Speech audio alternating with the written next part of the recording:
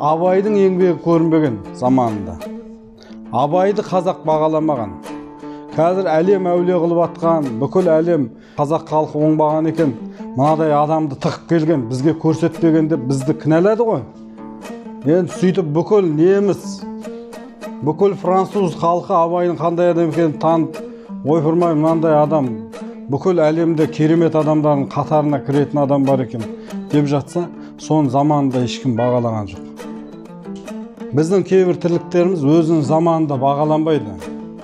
Ойламаңыздар, мені қазір біреу бағалап, дереу маған қызыл жұлдыз болмаса, халық қаһарман бере салу керек деген нәрселер болмайды.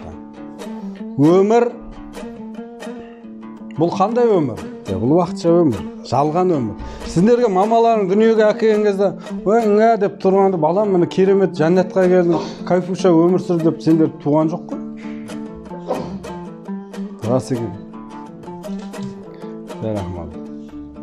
Бұл өмір жалған өмір.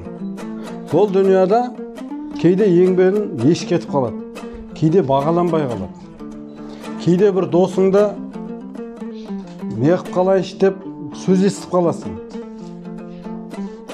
Мынау көп бейбаққа бұйырмаған бұл жұмыс. Біреулер істейм, осындай жұмысты болам деп жүрген кезде бұйырмады, келе алмады. Сондықтан бұл бір бақ сіздерге бұйырған. Осыны ұмытпаңыздар. Өздеріңіздің жасап жүрген жұмыстарыңызды бағалаңыздар. Құрметтеңіздер, құрметпен қараңыздар.